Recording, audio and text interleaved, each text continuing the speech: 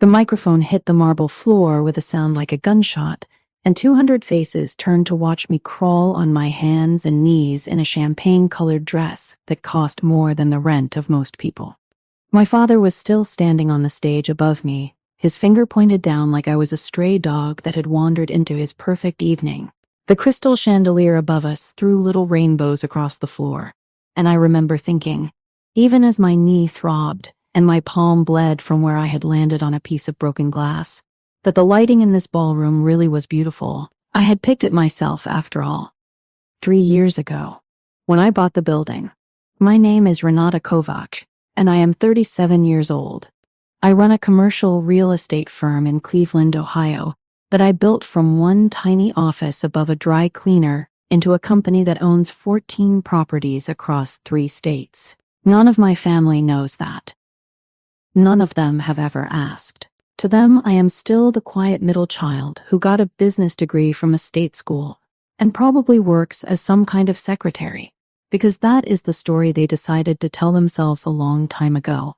And my family is not the kind of family that updates its information. The wedding was for my younger brother, Dominic. He is 32, an investment banker in New York, and the golden boy of the family of Kovac since the day he was born, with a head full of dark curls and a smile that could melt our grandmother into giving him the last piece of her apple cake. He was marrying a woman named Sloane Whitaker, whose father owned a chain of luxury car dealerships across the Midwest. The wedding budget, my mother had told me proudly over the phone 6 months earlier, was just over $1 million. $1 million for one evening, for flowers and a band and a cake shaped like the Eiffel Tower, because Sloane had once spent a summer in Paris and never stopped talking about it. I had not been invited to help plan anything. I had not been asked to give a toast. I was assigned to table 11, near the kitchen door, with a cousin I barely knew and 3 of the colleagues of Dominic from the bank. My mother had texted me the seating chart 2 weeks before the wedding with a single line beneath it. Please do not make a scene about where you are sitting. This night is not about you. I had not planned to make a scene. I had planned to show up, smile politely, eat the salmon, and leave before the sparkler send-off. That was the plan I had carried in my purse, along with my lipstick and my keys, and the small folded printout from my lawyer that I had been carrying for 3 weeks, ever since my father had called me on a Tuesday afternoon to tell me that I needed to sell the apartment I lived in. The apartment was a 2-bedroom on the 17th floor of a building downtown, with a view of the lake that on clear mornings looked like someone had spilled mercury across the world. I had bought it 4 years earlier with money I had saved by living on instant noodles and library books for most of my 20s. It was the first thing I had ever owned outright. The deed sat in a fireproof box under my bed, and sometimes, when I could not sleep, I would take it out just to look at the line where my name was printed in capital letters. Renata N. Kovac, sole owner. My father had wanted me to sell it so that he could give the money to Dominic and Sloane as a honeymoon gift.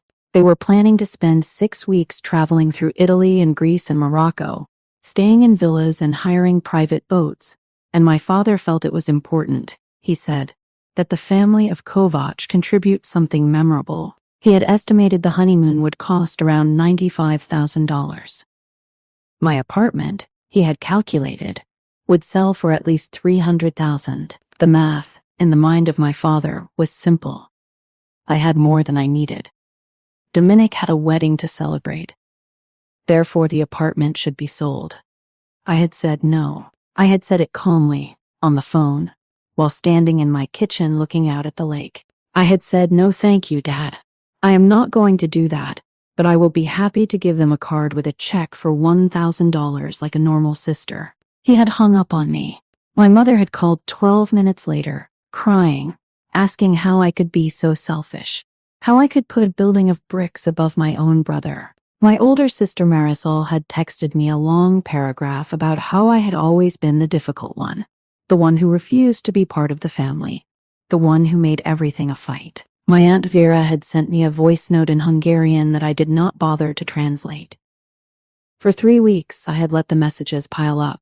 I had answered work emails and signed leases and approved a renovation budget for a strip mall in Akron, and I had not responded to a single member of my family.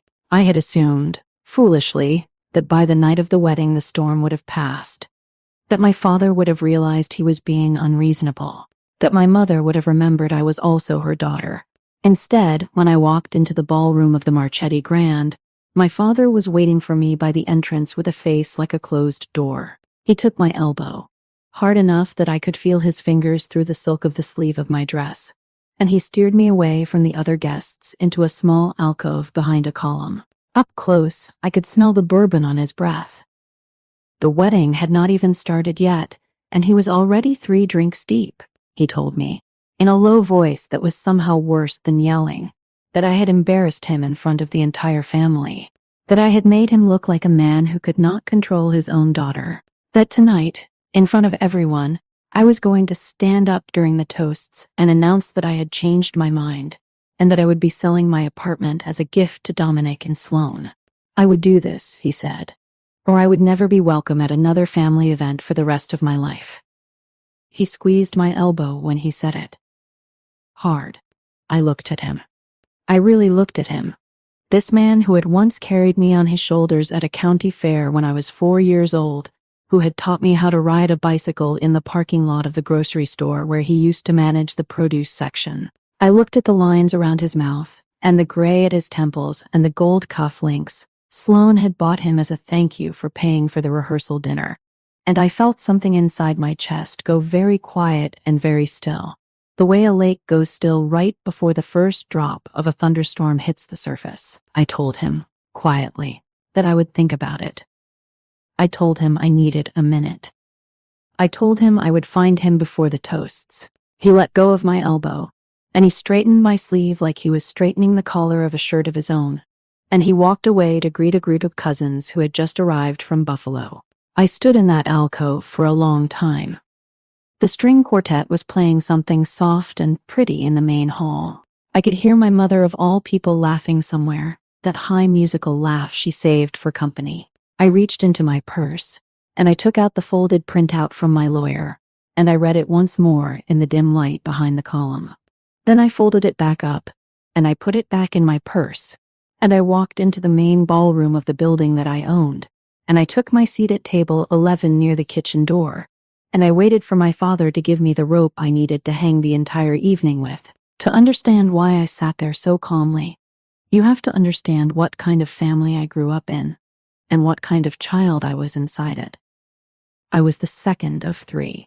Marisol came first, 4 years before me, born blonde and loud and certain of everything. Dominic came 5 years after me, born dark and charming and convinced from the age of 2 that the world existed mostly to applaud him. I was the one in the middle, the one with brown hair that could not decide if it wanted to curl or not, the one who read books at family parties and asked too many questions at dinner. My father, Stefan Kovac, had come to the United States from Hungary when he was 19 years old with 2 suitcases and a cousin who lived in Cleveland. He had worked his way up from stock boy to produce manager to eventually owning 2 small grocery stores on the east side of the city. He was proud, in the way that men who built something from nothing are proud, and he believed deeply that family was the most important thing in the world, as long as the family did exactly what he said.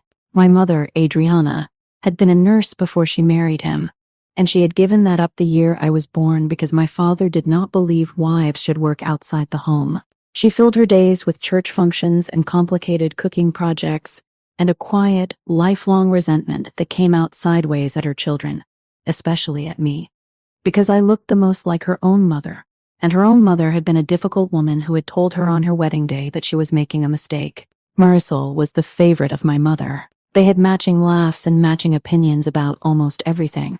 And from the time I was small, I understood that the 2 of them were a team, and that I was something else, something that needed to be tolerated rather than enjoyed. Dominic was the favorite of my father, the son he had waited for, the one he taught to drive a stick shift, and took to baseball games and slipped $20 bills to whenever he asked. I was nobody of anyone. I was the one who got the hand-me-down clothes, and the leftover birthday cake, and the bedroom in the basement after Marisol decided she needed an upstairs room with better light. I was the one who learned, by the age of 7, that the easiest way to survive in a house of Kovac was to be invisible. to do my homework quietly, to not ask for things, to not cry where anyone could hear me. The first time I really understood the shape of my place in the family, I was 9 years old. It was Christmas morning. Marisol got a beautiful porcelain doll with a velvet dress, the kind that came with a certificate of authenticity. Dominic got a remote control car that he immediately drove into the wall and broke, and then cried until our father took him to the store the next day to get a new one. I got a sweater. A green sweater that itched my neck. When I unwrapped it and tried to smile, my mother looked at me and said, "You do not need toys, you have your books." She said it like she was complimenting me, like she was praising my maturity. I was 9. I learned to want quietly after that. I wanted to take piano lessons, but I never asked. I wanted to go to summer camp like Marisol, but I never asked. When I was 14 and I got into a special weekend math program at the local university, I paid for it myself by babysitting the children of our neighbor for an entire summer. And when I told my parents I had been accepted, my father said, "What is wrong with the math at your school?" And my mother said, "Who is going to drive you? I am not driving you all the way out there every Saturday." I took the bus. For 2 years. Saturday mornings, 2 transfers, 1 hour each way. Nobody in my family ever asked me what I learned there. The math program led to a scholarship, which led to a state school, which led to a business degree, which led to a job at a small commercial real estate firm in Cleveland run by a woman named Helena Bach, who was the first person in my life who looked at me like I was capable of something more than fading into the wallpaper. Helena was 64 when I met her, divorced, no children, the sole owner of a small but profitable firm that specialized in turning around distressed properties. She hired me as her assistant. Within 2 years, I was managing acquisitions.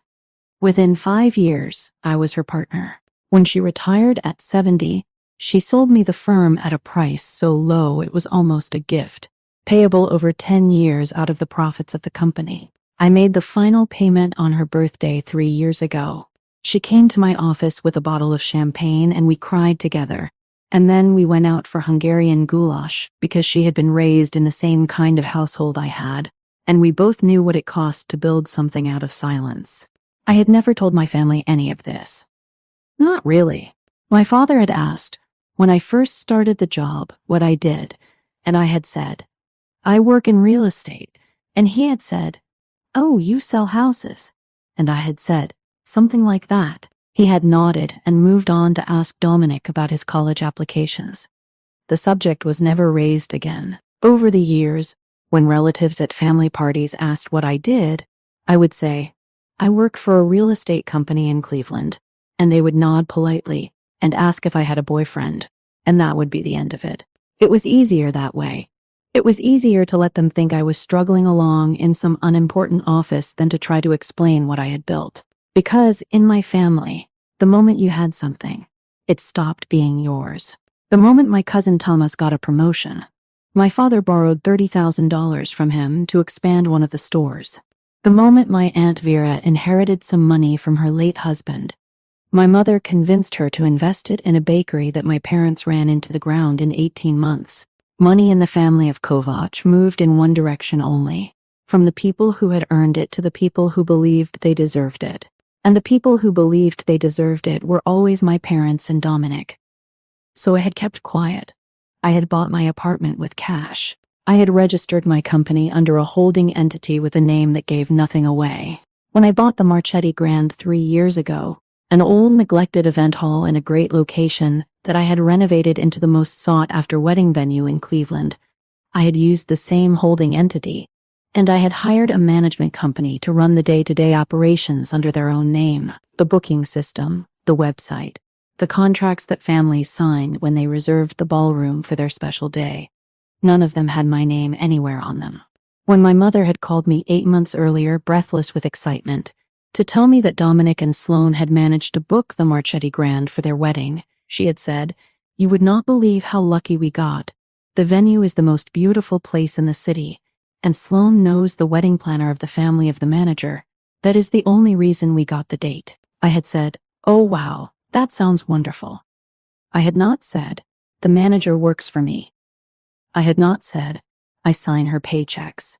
I had not said, I approved the date myself when the booking landed on my desk because I recognized the names on the contract. I had thought, instead, that maybe this was my chance to finally show up at a family event without the weight of my secrets, to enjoy my brother on his wedding day, to dance with my mother and laugh with my father, and let them all see me as something other than the quiet middle child.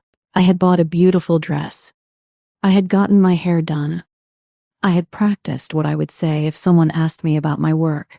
And then my father had called me about the apartment, and the dream of being seen for who I was had crumbled into the same old dust it always did.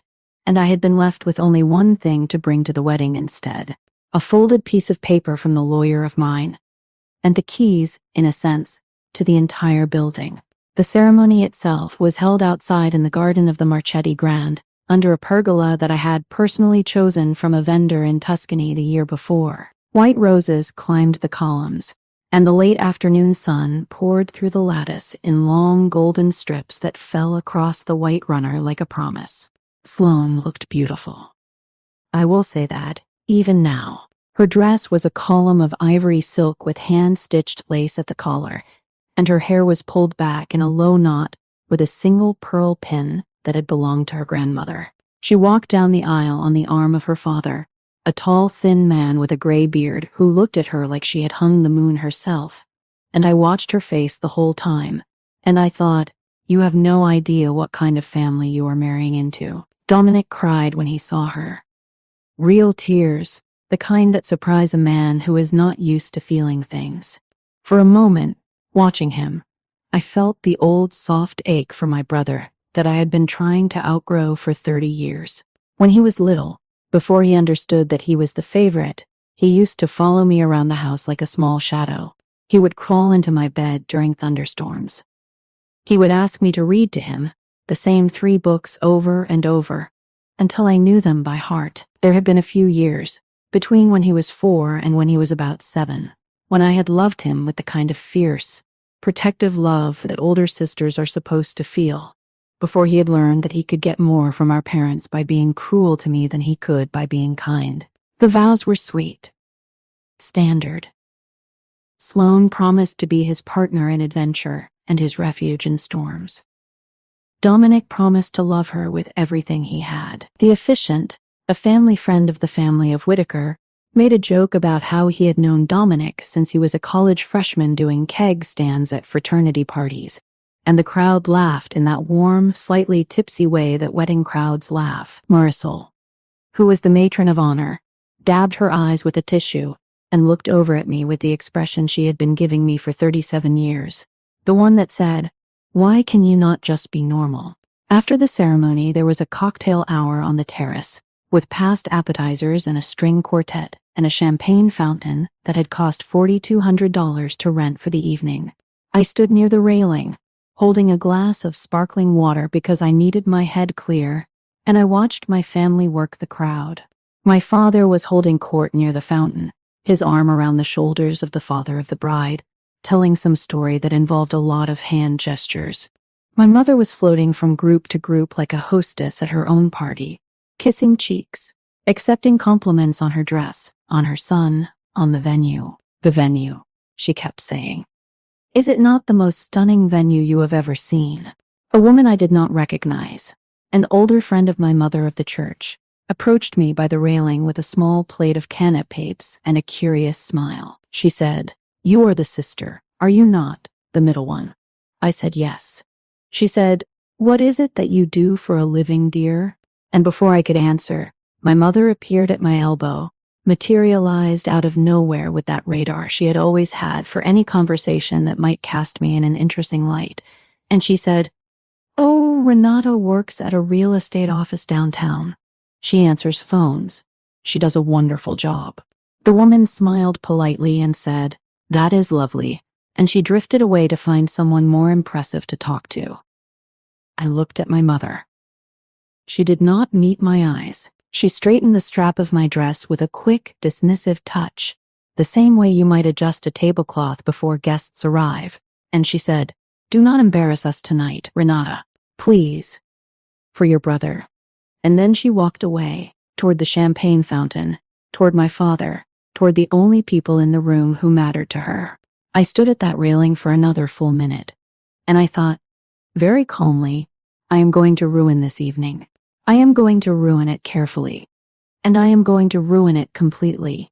And tomorrow morning, none of these people are going to be able to look at each other in the same way ever again. The reception was held in the main ballroom, which was, in my opinion as the owner of the building, the most beautiful room in the state of Ohio. The ceilings were 22 feet high, paneled in cream and gold, with 3 crystal chandeliers that I had personally sourced from a salvage warehouse in Chicago. The floors were original 1924 marble, polished to a soft glow. The walls were hung with mirrors and gilt frames that I had bought one at a time over 6 months from estate sales across the Midwest. When I had bought the building, it had been a moldering wreck with pigeons living in the rafters. The first night I had walked through it with a flashlight and a face mask. My contractor had told me I was insane to take it on. I had taken it on anyway. I had spent the next 18 months and just over $2 million turning it into the most beautiful event venue in Cleveland. Tonight, it held 200 guests, 20 round tables draped in silk, a head table on a raised stage at the front of the room, a dance floor of black and white squares, and a stage for the band that was just to the left of the head table. Behind the head table, a screen had been set up to display photographs of Dominic and Sloan through the years, and the band was a 12-piece group from Detroit that I knew personally, because they played at the Marchetti at least twice a month. Dinner was served at 7. I sat at table 11, near the kitchen door, between a cousin named Christoph, who I had not seen in 9 years, and one of the colleagues of Dominic from the bank, a young man named Brett who could not stop talking about his bonus. Christoph asked me if I was married. I said no. He asked me if I had children. I said no. He sighed in that pitying way that distant cousins sigh, and he turned to the woman on his other side. Brett, the banker, asked me what I did. I said I worked in real estate. He laughed and said, "Ah, residential, I bet. My mom is a realtor in Connecticut. She loves it." I said, "Sure, something like that." And I let him talk about his bonus for the rest of the salad course. The salmon was a little overcooked. I made a mental note to talk to the catering manager. The wine pairings were good. The sourdough rolls were excellent. The room hummed with the low, beautiful sound of 200 people enjoying themselves. And at the head table, my brother and his new wife held hands and laughed at a private joke. And my parents beamed at them with the kind of pride that should be reserved for raising a child who has done something difficult, but which my parents handed out for free to Dominic every day of his life. At 8:30, the band leader took the microphone and announced that it was time for the toasts. My father, he said, would be giving the first toast as the proud father of the groom. The room applauded. My father stood up from the head table, smoothed his jacket, and walked the 3 steps to the small set of stairs that led up to the band stage, where the microphone stand was waiting.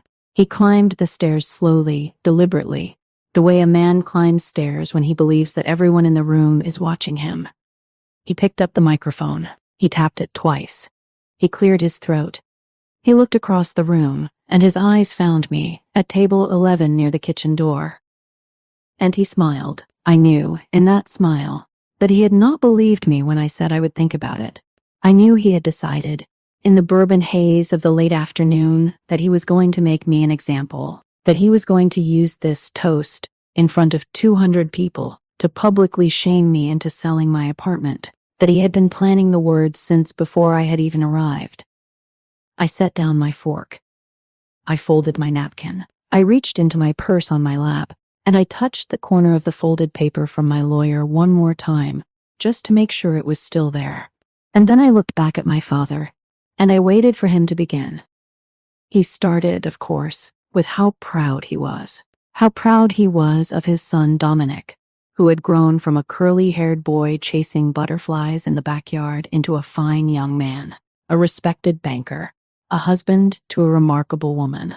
He spoke for almost 3 minutes about Dominic, about the first time Dominic had hit a baseball, about the day Dominic had graduated from college, About the moment Dominic had brought Sloane home for the first time, and how my father had known, instantly, that this was the woman his son would marry. Sloane wiped her eyes. The room made the soft, warm sound that wedding crowds make when a father says something tender. Then he pivoted. I watched it happen. I watched his face change, the warm pride sliding off and being replaced by something harder, something he had been carrying around for 3 weeks. He said, "But I want to talk for a moment about family. About what family means. About what it means to be a Kovac." He said, "When I came to this country, I had nothing. 2 suitcases and a cousin. I built everything I have from those 2 suitcases. And I built it for them, for my children, for my family. Because that is what family is. You sacrifice, you give. You do not hold back when your blood needs you." I felt the people at my table glance at me. Word travels fast at a wedding, and clearly my father had been talking. Brett the banker was looking at his plate very carefully. Christoph the cousin was watching me with open curiosity, like I was an exhibit. My father went on. He said, "On a night like this, when one of my children is taking the most important step of his life, I would expect every member of this family to be standing behind him, to be lifting him up, to be giving him the foundation he needs to start his marriage on the strongest possible ground. And most of you are. Most of you understand what it means to be family." He swept his hand across the room, taking in the cousins from Buffalo, the Aunt Vera from Toledo, the family of Whitaker who were sitting at the front tables looking slightly uncomfortable.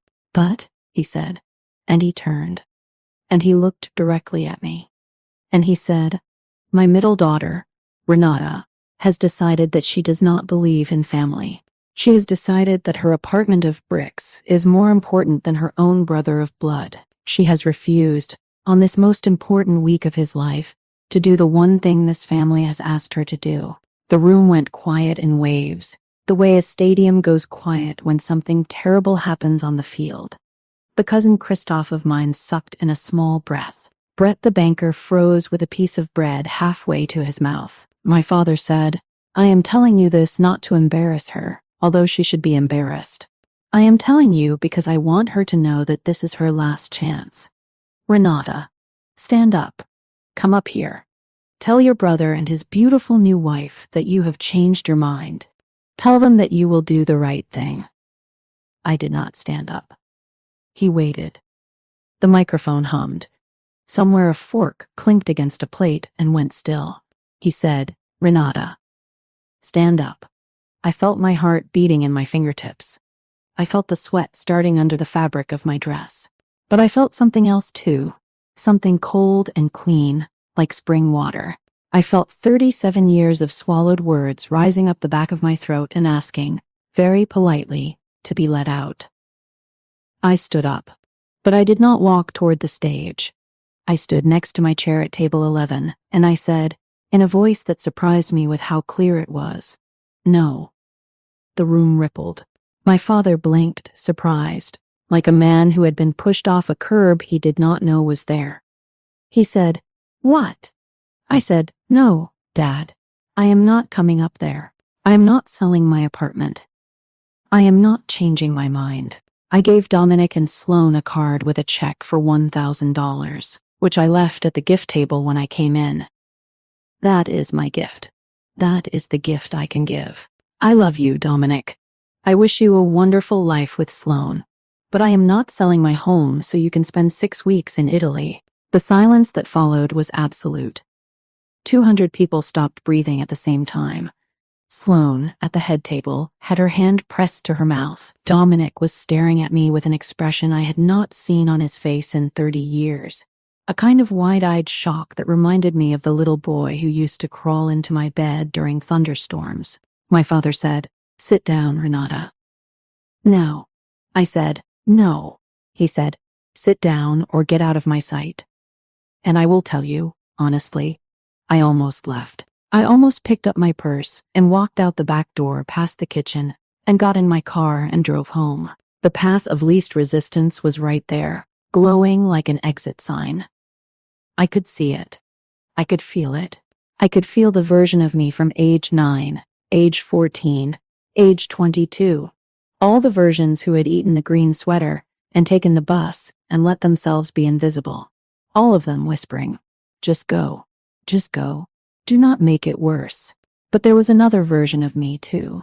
The version that had carried 2 suitcases worth of work for the last 20 years, just like my father had carried his. The version that had earned every brick of that apartment and every chandelier in this ballroom. And that version, the one who had been waiting in the wings for 37 years, took a step away from the table and said, Dad, I am not the embarrassment in this family. You are. He came down off the stage faster than I would have thought a man of his age could move. He covered the distance between the stage and table 11 in about 6 long strides, and the closer he got, the more I could see the bourbon flush on his face and the white spots of fury at the corners of his mouth. He grabbed my arm, the same elbow he had grabbed earlier in the alcove, and he dragged me toward the stage. I did not resist. I let him pull me up the small set of stairs onto the band stage, where the microphone was still humming, and he turned me to face the room of 200 guests, and he said into the microphone, You want to embarrass me. Plain. Look at her. Look at her standing here. Tell them what you really are, Renata. Tell them you would rather sit in your little condo than help your own brother. Tell them. I looked at the room. I looked at my mother, who was crying into her napkin in a way that was much more about her own performance than about any actual feeling. I looked at Marisol, who was watching with the quiet, smug pleasure of someone watching a competitor get disqualified. I looked at Dominic, who looked, for the first time in his life, like he was not sure who the bad guy was. And I opened my mouth to speak. That was when my father pushed me. Not hard. Not the way an angry man pushes another man. Just a small, sharp shove with the heel of his hand against my shoulder blade. The kind of shove a parent might use to move a child out of the way of traffic. But I was wearing 4-inch heels, and the stage was 3 feet off the ground, and I had been leaning forward to speak into the microphone. I went sideways. I felt my heel catch on the edge of the stage. I felt the air change as I pitched off the side. I had a single, very calm thought, which was, this is going to hurt. And then I hit the marble floor on my hip and my hand and my knee, and the microphone, which I had been holding without realizing it, hit the floor next to me with a sound like a gunshot. And somewhere in the room, somebody laughed. That was the worst part. Not the fall. Not the pain in my hip that would later turn into a bruise the size of a dinner plate. Not the cut on my palm from the broken champagne flute someone had left on the floor. The worst part was the laugh. Because once one person laughed, others did too. Nervous, cruel, embarrassed, drunk laughter, rippling outward across the room. My father, on the stage above me, looked down and shouted into the microphone, You are an embarrassment. You are an embarrassment to this family. And the laughter spread, and I lay on the floor of the ballroom that I owned in a champagne-colored dress, and I let them all laugh, because I knew something that none of them did. I knew that the laughter was the last laugh any of them were going to have at my expense for a very long time. I got up slowly. I did not want their pity, but I also did not want to be hurried. I pressed my bleeding palm against the silk of my dress, ruining it, and I gathered myself up off the marble in pieces, one knee at a time. A waiter, one of mine, a young man named Tobias, whom I had hired personally 2 years ago, rushed over with a folded napkin and a look of pure horror. He whispered, Miss Kovacs, are you all right? Do you need a doctor? I said, I am fine, Tobias. I said it quietly. I did not want anyone in my family to hear him use my last name with that particular degree of respect. I straightened. I looked up at my father, who was still on the stage, still holding the microphone, still red-faced and breathing hard. I looked at the room. The laughter had died down by then, replaced by the kind of horrified, embarrassed silence that follows the moment when a wedding crosses a line it cannot uncross. Sloane was crying openly at the head table. Her mother was holding her hand. Her father was on his feet, looking like he was about to say something, looking like he was rethinking everything about this family his daughter had just married into. I walked to the small set of stairs at the side of the stage. I climbed them. My hip screamed. My knee was wet with blood under my dress. I did not limp. I had spent 37 years learning how to not limp in front of these people. I reached the top of the stage, and I walked over to my father, and I held out my hand for the microphone. He stared at me. The fury was still in his face, but underneath it, something else was starting to crawl out. Something that looked, just slightly, like fear. He had pushed his daughter off a stage in front of 200 people, and somewhere in the back of his bourbon-soaked brain, the calculation of what that meant was beginning to assemble itself. He did not give me the microphone. He held it tight against his chest like a shield. I said, very calmly, "Dad, give me the microphone."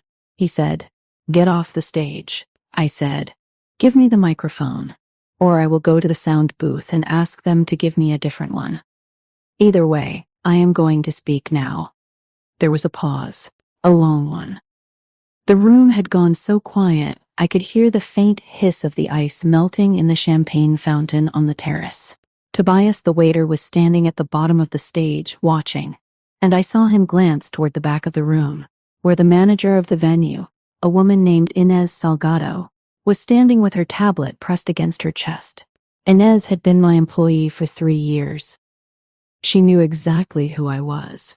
She had been watching the whole time with the carefully controlled face of a professional who is realizing that her boss is the woman bleeding on the floor. I made a small motion with my fingers toward Inez, a gesture I had used in our weekly meetings for years. It meant, "Take the lead, I trust you." Inez understood it instantly. She lifted her tablet, tapped twice, and somewhere in the building a second wireless microphone was switched on. A second waiter, also one of mine, walked forward with the microphone in his hand and held it up to me at the edge of the stage. I leaned down, took it, and turned it on. The sound system, briefly, had 2 live microphones. There was a small squeal of feedback. My father flinched. Inez tapped her tablet again, and the microphone of my father went dead. I straightened. I held the working microphone at my side. I looked across the room at 200 faces I had spent my life avoiding, and I said, "My name is Renata Kovac. I am 37 years old. I am the middle daughter of Stefan and Adriana Kovac, sister to Marisol Kovac Reyes and Dominic Kovac, and I want to apologize to my brother and to his new wife Sloane for what is about to happen to this evening." A few people murmured. Sloane looked up, eyes wet, confused. Dominic, at the head table, was sitting very still, like a man who has just realized that the ground he is standing on is actually a frozen pond. I said, "I have been told tonight, in front of all of you, that I am an embarrassment to this family. That I am selfish. That I do not understand what family means. That I have refused to do the right thing. I have been told this because I would not sell my apartment in order to fund the honeymoon of my brother, an apartment that I bought, with my own money, 4 years ago. An apartment that is the first thing I have ever owned, and the only home I have." I paused. I let the sentence sit in the room. I said, "My father has been telling people, for some time now, that I work as a secretary, that I answer phones at a real estate office. My mother told a woman tonight on the terrace the same thing. I want all of you to know that this is not true. I have never corrected it, because I thought it was easier to let my family believe I was small than to fight them about it. That was my mistake." My father took a step toward me. I held up my hand, the hand with the cut on it. He stopped, because there was blood on my fingers, and even he, in that moment, understood what it would look like if he tried to grab me again. I said, "My name on the documents that matter is Renata Ann Kovac. I am the founder and sole owner of Kovac Bach Commercial, a real estate firm headquartered in Cleveland, Ohio. We currently own and operate 14 commercial properties across Ohio, Pennsylvania, and Michigan. Last year, our gross revenue was just over $14 million. The room shifted. I could feel it shift. Brett, the banker, at table 11, made a small, choked sound. Marisol turned in her chair so fast I thought she might give herself whiplash. My mother stopped pretending to cry into her napkin and stared at me with her mouth slightly open. I said, 3 years ago, I bought a building. It had been sitting empty for almost a decade. It was full of pigeons and water damage and broken windows. I bought it for less than $1 million because nobody wanted it.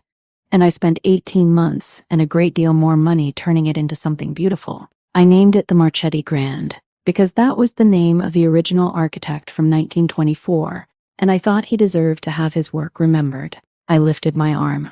I pointed up at the chandelier above the head table, the central one, the largest one, which I had personally driven to Chicago to buy out of a salvage warehouse on a snowy afternoon in March 3 years earlier. I said, this building. This ballroom. The pergola in the garden where my brother got married this evening.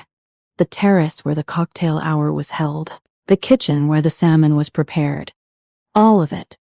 I own all of it. I have owned it for 3 years. The silence that came down on the room then was not the silence of embarrassment. It was the silence of 100 different people, simultaneously, performing the same mathematical calculation in their heads and arriving at the same impossible answer. I looked at my father. His face had gone the color of old paper. I said, Dad, you have spent the entire evening standing in a room that I built. You have eaten food prepared by a kitchen that I renovated. You have toasted my brother under a pergola that I designed.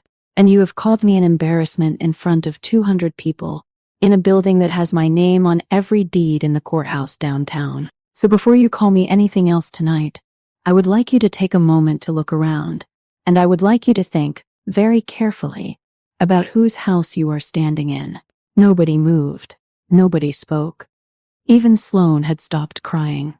She was staring at me with an expression I could not quite read, somewhere between horror and a kind of dawning, awful respect. I lowered the microphone. I was not done, but I needed a moment. I needed a single moment to feel my own heart beating in my own chest, to feel the floor of the ballroom that I had built holding me up, to feel, for the first time in 37 years, the size of my own life inside the size of my own family. And in that moment, I almost smiled, because I realized, standing there, that I had never been the small one. I had only been the quiet one, and I had just stopped being quiet. My father found his voice first. He always did, he said, into the dead microphone, which made him have to almost shout to be heard. This is a lie. This is a lie. He looked at the crowd. He said, my daughter has always been a fantasist. She has always made up stories. I do not know what she is talking about. I lifted my microphone.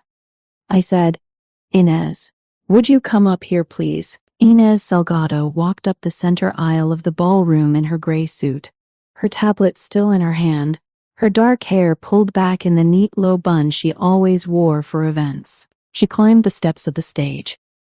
She nodded at me. I held out the microphone, and she took it. She said, Good evening. My name is Inez Salgado. I am the general manager of the Marchetti Grand. I have worked here for 3 years, ever since the venue opened. I would like to confirm, for anyone who is wondering, that Miss Renata Kovac is the sole owner of this property and the chief executive officer of the parent company that holds the title. I report directly to her. She approves my budget. She signs my paychecks. I have known about her ownership since the day I was hired. She asked me, when I started, never to mention her name to her family, and I have honored that request for 3 years. My father said, That is impossible. Inez looked at him. She had a look she gave to drunk uncles at weddings, a look I had seen her use on many an occasion in her 3 years of running my building, and she gave it now to my father with the polite, devastating clarity of a woman who has had quite enough of him. She said, Sir, with respect, the contract that the family of you signed for this event 8 months ago has the name of the company of Miss Kovac printed on the 3rd page in size 12 font. If you would like, I can have a copy of the signed contract brought to you within 10 minutes. My father did not answer. Inez handed the microphone back to me. She gave me a small nod. the same nod she had given me 1,000 times at the end of 1,000 events. Then she walked off the stage and went to stand at the back of the room, where her staff was waiting for further instructions. I looked at my brother. Dominic was sitting with both of his hands flat on the table, like he was trying to hold the table down. He looked, for the first time in his life, like a man who had just discovered that the ground beneath him had been laid by his older sister. I said, "Dominic, I want you to know something. When Mom called me 8 months ago and told me you had booked this venue, I was happy for you. I knew you did not know I owned it. I could have told you. I did not, because I did not want this to be about me. I wanted you to have your wedding. I wanted Sloane to have her dream day. I approved your booking myself. I gave you a discount you did not even know you were getting. The contract you signed says the rate for this venue is $40,000 for an evening event. You paid $22,000. The difference was a wedding gift from me. I did not tell you, because I did not want you to feel like you owed me anything. I wanted it to be free of strings." Dominic put his face in his hands.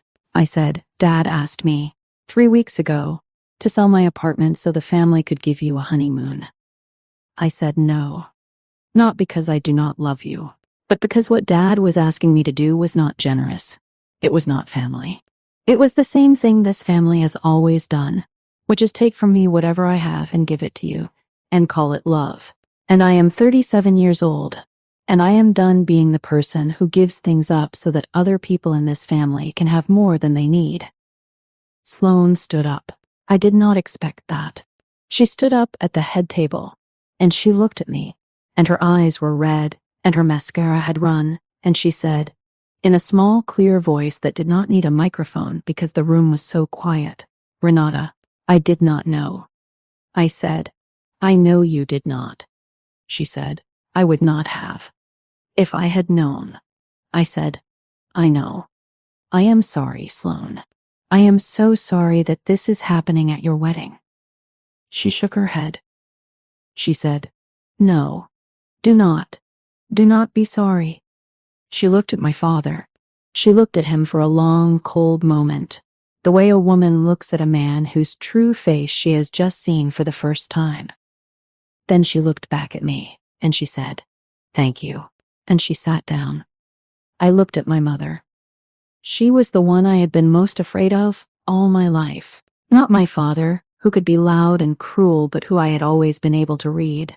My mother, who could ruin you with a smile and a word, who could rewrite history at a Christmas dinner and convince every relative in the room that she had never said the thing she had said the year before. My mother, who had told a woman tonight, on a terrace I owned, that I answered phones for a living. She was not crying anymore. She was watching me with a flat, narrow expression I had seen many times in childhood. It was the expression she wore when she was calculating, when she was deciding which version of events to commit to. I could see her trying to figure out, in real time, how to make this story end with her still being the wronged party. I said, "Mom, I want you to know that I love you. I have loved you my whole life, even when you did not love me back. But I will not be coming to family dinners anymore. I will not be coming to Christmas. I will not be coming to your birthday brunches or to the cookouts at the lake house. I have spent 37 years trying to be small enough to fit into the space you wanted me to fit into, and I am done. I am too big for that space now. I have been too big for it for a long time." She opened her mouth. Then she closed it. Then she opened it again, and she said, in the voice she used at church, "You are making a scene." I almost laughed. I said, "Mom." "Yes, I am." I turned. I walked to the center of the stage. I lifted the microphone one more time. I said, "Ladies and gentlemen, I want to apologize again for what has happened tonight. The Marchetti Grand has a strong reputation for being one of the most professional and beautiful venues in this region, and I do not want a single guest in this room to leave with anything less than the experience you came here for. The reception will continue. The cake will be cut. The dance floor will open. The bar will remain open until 11. I will be leaving in a few minutes, and I would ask, as a courtesy to my brother and his new wife, that you please continue to celebrate them tonight. Whatever you may think of me or of my family after what you have witnessed, my brother is starting his marriage tonight, and he deserves a happy memory of it." There was a quiet ripple of agreement from the room. People are surprisingly willing to keep eating cake when given permission. I said, "Dominic, Sloan, I love you both. I hope you have a wonderful life together. I hope someday we can be the kind of family who knows each other. But I will not be at your reception any longer." I lowered the microphone. I walked off the stage on the side away from my father, and I walked across the dance floor, and the crowd parted for me without anyone needing to be asked. Tobias, the waiter, handed me my purse, which someone had retrieved from table 11. Inez fell into step beside me at the back of the room, and she walked me out of the ballroom into the lobby, and she said, quietly, "The car of you is at the side entrance. The security of yours is already there." I said, "Thank you, Inez." She said, "Miss Kovacs, are you all right?" I said, "I will be." She said, "Was that everything you wanted to say?" And I stopped walking, and I looked at her, and I said, "No, Inez, there is one more thing I want to do. Will you help me?" She smiled. The first smile I had seen from her all night. She said, "Of course. What do you need?" What I needed, I told her, was to make a phone call. 2 phone calls, actually. One to the lawyer of mine, Patrice Holloway, who had been on standby since 7 o'clock this evening because I had told her I might need her, and one to my accountant, a man named Davis Yoon, who would not be happy to hear from me on a Saturday night, but who was used to it. I sat on a velvet bench in the lobby of my own building, and I made the calls. Patrice picked up on the second ring. I told her what had happened. I told her about the push, about the fall, about the words my father had used. She did not say anything for a long moment. Then she said, "Do you want to press charges, Renata?" And I said, "No. I do not want to send my father to jail. I want something else. I want to make sure that this family never confuses generosity with weakness again." I told her what I wanted to do. She said, "Are you sure?" I said, "I have never been more sure of anything." She said, "All right. I will draft the paperwork tonight. I will have it on your desk by Monday morning." Davis was less polite. He answered the phone with the words, "Renata, it is Saturday. What fire is on fire?" I told him, in a sentence, what had happened. He went quiet for so long, I thought the call had dropped. Then he said, "Oh, honey," he said. "What do you need?" I said, "I need to know what the current balance is on the line of credit I extended to my parents in 2019. He said, "Hold on, let me pull it up." I waited. The lobby of the Marchetti Grand was beautiful at this hour. The chandeliers turned down low, the marble floors gleaming, an arrangement of white roses on the front desk that I had ordered personally from the same florist who had done the ceremony. Davis came back on the line. He said, "The original line was for $120,000. The current balance, including interest, is $147,000 and change. They have not made a payment in 18 months. I had forgotten the exact number, but I remembered the year.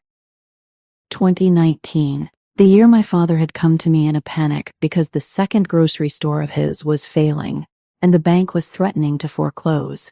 He had asked Marisol first, but the husband of Marisol of Reyes had said no. He had asked his cousin Thomas, but Thomas had said no, because he had already lent my father money once and never seen it again. He had finally come to me, after weeks of putting it off, because asking me was, in his mind, the most humiliating option. I had said yes. I had said yes without conditions, without a long lecture, without making him feel small. I had drawn up a line of credit at 4% interest, payable over 10 years, with reasonable monthly minimums. I had done it through my company, formally, with paperwork, because I am not a fool, and I know that family loans without paperwork are the fastest way to lose both the money and the family. He had signed the documents in my office on a Tuesday afternoon. My mother had not come with him. He had asked me, before he left, never to tell anyone in the family that I had done this for him. He had said it would humiliate him. I had agreed. For 2 years he had paid the minimums. Then the payments had started to stutter. Then they had stopped. I had not pressed him. The store had eventually closed anyway, and he had retired, and I had let the loan sit there on the books of the company of mine because I did not need the money, and I did not want to be the daughter who took her own father to court. But tonight he had pushed me off a stage. And tonight he had told 200 people that I was an embarrassment. And tonight, I realized, sitting on that velvet bench with Davis on the phone, the loan was no longer a kindness. It was a string, and I was finally going to use it. I said, Davis, on Monday morning, I want you to send my father a formal notice of default. I want the full balance called in. Give him 60 days to pay or to refinance through another institution. If he cannot, the loan converts to a lien against the lake house. Davis whistled low. He said, the lake house is collateral. I said, yes. He said, you knew this when you made the loan. I said, I did. He said, all right. I will have the notice drafted Monday morning. I hung up. I sat on the velvet bench for another moment, and I let myself feel what I felt. There was no triumph. I want to be honest about that. There was no rush of victory, no satisfaction, no warm glow. There was only a tired, gray, grown-up feeling, the feeling of finally setting down a heavy bag I had been carrying since I was small. The lake house. My grandfather had built that house in 1962 with his own hands. My father had inherited it in 1989. We had spent every summer of my childhood there. I had learned to swim off the dock. I had read the first 100 books of my life on the porch swing. I did not want to take the lake house from my father, but I had given him 6 years to pay me back, and he had not made a payment in a year and a half, and the universe was now asking me to choose between sentiment and self-respect, and I had spent 37 years choosing sentiment. Inez was waiting at a respectful distance, pretending to look at her tablet. I stood up. I said, Inez, one more thing. The contract for the wedding tonight. The discount I gave my brother. I want it reversed. She raised an eyebrow. I said, send the family of Whitaker, who paid for the wedding, an invoice for the additional $18,000. The full venue rate, with my apologies, of course, and a full explanation that the original discount was a private gift from me to my brother, and that under the circumstances I am no longer comfortable extending it. She made a note on her tablet. She said, do you want me to copy the family of Kovac on the invoice? I said, yes, please. Send it to my father directly. She made another note. Then she looked up at me, and she said, anything else, Miss Kovac? I said, no, that is everything for tonight. I am going home. She walked me to the side entrance, where my driver, a former police officer named Marcus, whom I retained for late nights at events, was waiting with the door of the car open. The cool October air hit my bare arms. I had not realized how warm the ballroom had been. Marcus took one look at the blood on my dress, and the bruise starting to bloom on my elbow, and his face went very flat. He said, Miss Kovac, do you need a hospital? I said, no, Marcus.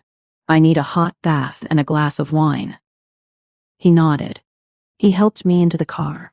He closed the door very gently. As we pulled away from the curb, I looked back at the Marchetti Grand. The lights were on in the ballroom. Through the tall windows, I could see the crystal chandeliers still glowing, the silhouettes of guests moving around. The music had started again. Inez had given the band the signal to begin the first dance, even without the bride and groom on the floor yet. Life inside the building was going on. 200 people were going to keep eating cake and drinking champagne in a room I owned, while inside their heads they all rearranged the story of who I was. Marcus said, quietly, Miss Kovac, are you all right? I said, Marcus, I am better than I have been in a very long time. I meant it. When I got home, I unzipped the dress and I let it fall to the floor of my bedroom, and I left it there on the carpet like a discarded skin. I ran a bath. I poured a glass of wine. I sat in the bath with my injured knee propped on the edge of the tub, and I watched the lake out the window of my bathroom, dark and silver under the rising October moon. Somewhere out there, my father was probably still in the ballroom, trying to explain to the family of Whitaker that this was all a misunderstanding. Somewhere out there, my mother was probably already on the phone to my Aunt Vera, rewriting the evening into a story in which she was the victim. Somewhere out there, Marisol was probably texting her husband to come pick her up early. And Dominic was probably sitting at the head table with Sloane, trying to figure out what kind of man he was going to be, now that he knew. I sank lower in the water. The bruise on my hip ached. The cut on my palm stung in the heat. I thought, for the first time all night, about how it had felt to lie on the marble of that ballroom, in the dress, while my own father called me an embarrassment, and I cried, finally. I cried for a long time. I cried for the 9-year-old girl who had unwrapped a green sweater on Christmas morning. I cried for the 14-year-old girl who had taken the bus alone for 2 years. I cried for the woman of 37 who had spent her whole life thinking that if she just gave a little more, did a little better, asked for a little less, eventually her family would see her. Then I dried my eyes. I got out of the bath. I put on a soft robe. I made myself a piece of toast with butter and salt, because that is what I had always made for myself when I was sad, ever since I was a child. And I went to bed in the apartment that nobody was ever going to take from me. The fallout started before I even woke up. By 7 o'clock in the morning, my phone had 37 missed calls and over 100 text messages. I looked at the phone on my nightstand. The screen lit up like a small, angry sun, and I turned it over so I could not see the screen, and I went back to sleep until 10. When I finally got up, I made coffee. I stood at the window in my robe and I watched the lake. It was Sunday. The sky was the clean, pale blue of late autumn, and the trees along the shore were the color of fire and old gold. I drank my coffee slowly. I did not pick up the phone for another hour. When I finally did, I scrolled through the messages with the detached curiosity of a woman reading the comments on someone else of the post on social media. There were messages from my mother, alternating between angry and pleading. There were messages from Marisol, all of them angry. There was a single message from my Aunt Vera, in Hungarian, which when I translated it said, "You have killed your father. I hope you are happy." There were messages from 3 cousins I had not heard from in years, all of them some variation of, "I had no idea. Are you okay? Can we talk?" There was nothing from my father. There was nothing from Dominic. There was, however, a long message from Sloane, which I had not expected, and which I read 3 times. It said, "Renata, I do not know if I should be writing to you. I know we barely know each other, but I cannot stop thinking about last night. I want you to know that I am so sorry for what happened to you. I want you to know that I had no idea. None of it. Not the apartment, not the loan, not the building, not anything. I want you to know that when your father pushed you, I felt something break in me, and I do not think it can be fixed. Dominic and I have been talking all night. I am not going on the honeymoon. We are not going. I told him I cannot get on a plane to Italy when his family treats his sister like that. He said he understood. We are postponing everything. He wants to call you. He does not know what to say. He is very ashamed. I think he should be. I am sorry, Renata. I am so sorry. Please take care of yourself. I hope someday we can have coffee and start over. I would have liked to have a sister." I read it 3 times. Then I put the phone down on the kitchen counter, and I cried again, the small, soft tears of a woman being seen by someone she did not expect to see her. Dominic called me that afternoon. I answered. He was silent for a long time, and then he said, in a voice that sounded very young, "Ren, I am so sorry." He had not called me Ren since he was about 12 years old. He started to cry. He said, "I did not know about the apartment until last night. I did not know about the loan. I did not know about the building. I did not know any of it." He said, I have been a terrible brother. I said, you have been a brother. I said, you have been the brother our parents trained you to be. That is not the same as being a terrible brother. He said, I want to be better. I said, I know you do, right now. In this moment. But I have heard people say they want to be better before, Dominic. I have heard Dad say it. I have heard Mom say it. And I do not have any more years to give to people who only want to be better when they are caught. He cried harder. He said, what do I have to do? I said, Dominic, you do not have to do anything for me. You are a grown man. You have your own life now, your own marriage. The thing you have to do is figure out what kind of man you want to be in that marriage. That is between you and Sloan and the work of you. I am not going to be your project. I am not going to be the way you fix yourself. If, in a year or 2 years or 5 years, you have done that work and you want to come back to me as a brother, I will be here. But I am not going to spend any more of my life waiting for our family to wake up. I have things to do. He said, will you come to Christmas? I said, no. He said, Easter. I said, no. He said, will I see you? I said, I do not know yet, Dominic. I love you. But love is not the same as access. You do not get to love me from one direction and treat me like a stranger from another. You will have to choose, and I think you will need some time to do that. We hung up. I sat on the couch for a while. The lake outside was quiet. A single sailboat was moving across the far side of the water. The notice from Davis went out on Monday morning. I know, because Davis sent me a copy at 9:15. By 10, my father had called my office 12 times. I told my receptionist, a wonderful young woman named Priya, to let all the calls go to voicemail. By noon, my father had driven to my office. Priya called me on the intercom and said, Miss Kovach, your father is in the lobby. He is asking to see you. He is very upset. I said, Priya, please tell him that I am not available, and please ask security to walk him to his car. She said, of course. 5 minutes later, she called back. She said, Miss Kovach, he is gone. She said, he was crying. She said, I have never seen a man cry like that in our lobby. I am sorry to tell you. I said, thank you, Priya. I said, you did the right thing. I sat at my desk for a long time after that. And I thought about my father crying in my lobby, and I waited for the guilt to come. It did not come. What came instead was a thin, clean sadness. The sadness of finally understanding that the man who had pushed me off a stage was not an oak tree, but an old hollow log, and that he had been hollow for a very long time, and that I had been holding him up for most of my life without realizing it.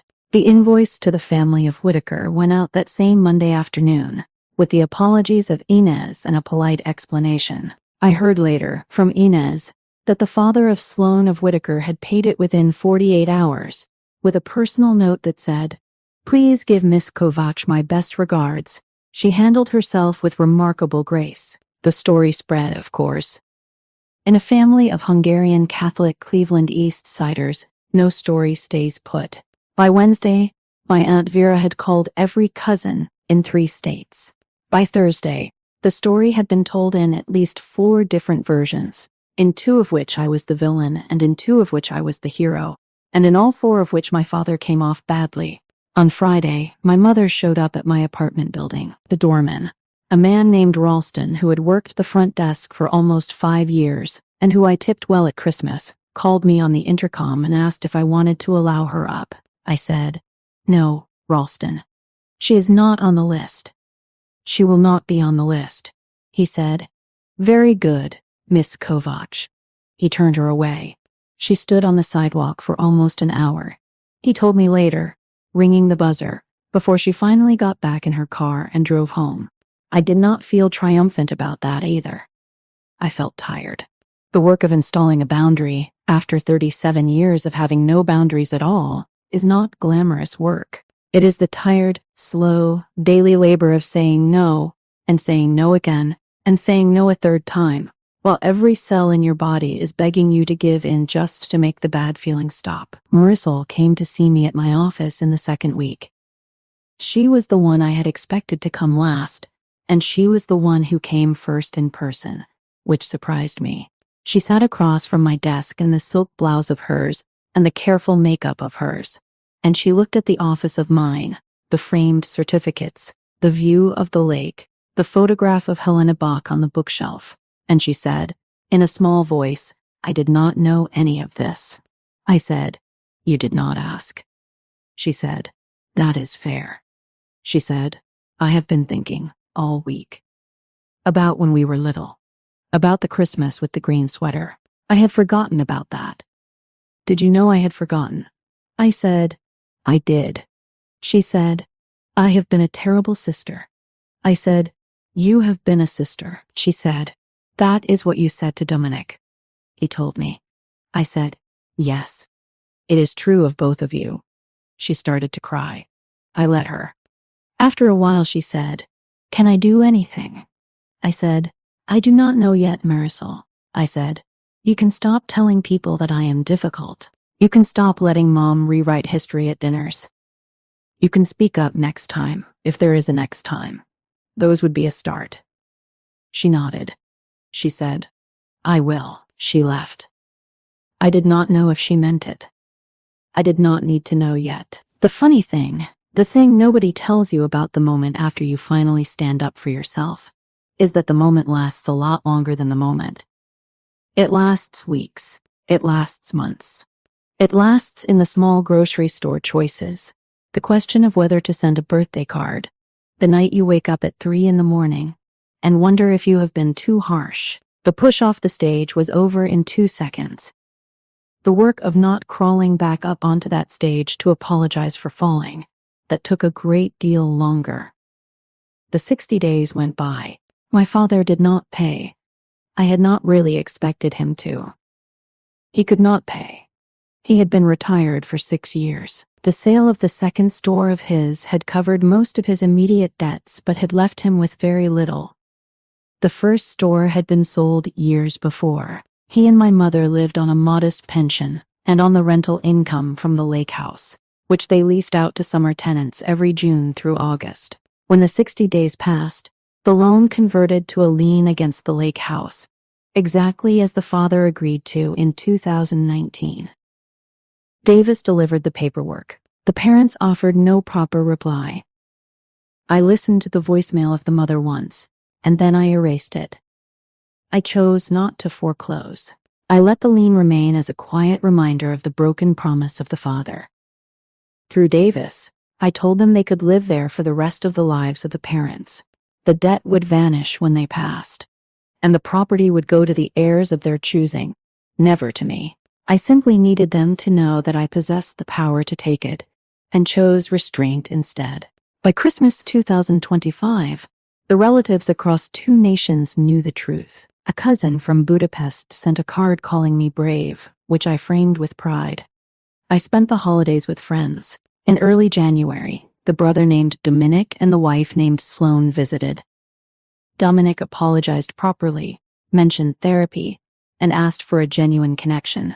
I agreed to meet for coffee once a month, with no parents present.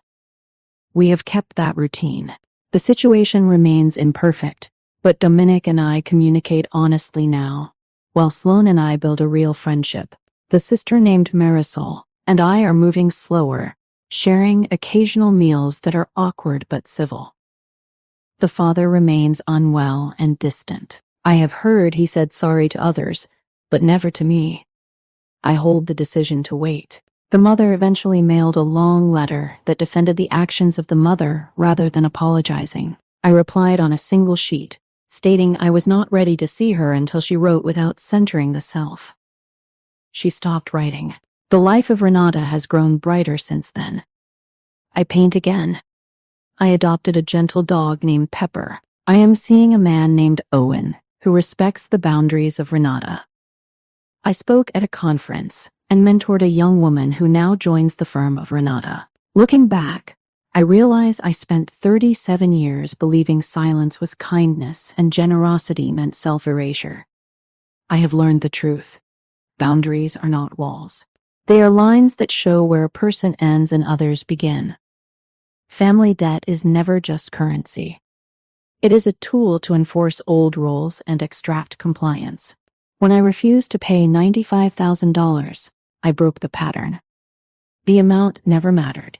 I simply refused the transactional language of the childhood of the father. I also learned that many relatives only value a person as a function, and stopping the performance reveals who truly cares. Most importantly, I discovered that standing up for myself did not ruin the life. It saved it. I recently looked up the meaning of the name of Renata. It means reborn. The mother chose it long ago and forgot why. I finally understand the meaning. I have stepped out of the shadows and claimed the path of Renata. But I think, now, that some part of her, some quiet, honest part of her, that she had buried under decades of anger and church performance and disappointment in her own life, knew exactly what she was doing when she gave me that name. She gave me a name that meant reborn because she knew on some level that I would have to be born twice. Once into the family of her, the small, dark, closed family of her, and once out of it, into the larger life that was waiting for me. The first birth happened in 1988, in a hospital on the east side of Cleveland, on a snowy Tuesday in February.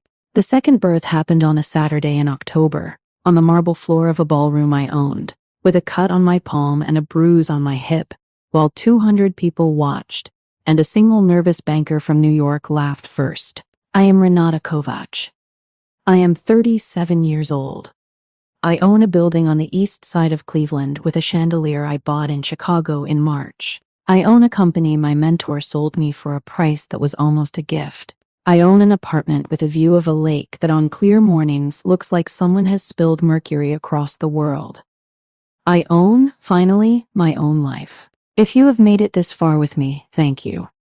Thank you for sitting through the long story of one quiet woman, and one loud family, and one very expensive wedding. If anything in my story sounded like your story, even a little, I want you to know that you are not alone, and that the people in the life of yours who only love you when you are small are not the only people there are. The world is much bigger than the family you were born into. It is full of Helenas and Inezes and Sloans and Owens and Peppers the dog, and it is waiting for you to walk into it at full size. If this story moved you, please consider liking this video and subscribing to the channel, because every like and every subscribe helps stories like mine reach the next person who needs to hear them. And in the comments, I would love to hear from you. Have you ever had a moment with your family where you finally stopped being small? Did you ever have to draw a line that cost you people you loved? Did you find, on the other side of that line, the life you were supposed to be living? I read every comment. I will read yours. Take care of yourself. Be kinder to yourself than your family was. And remember, the room you are standing in might be bigger than you think. It might even, one day, belong to you.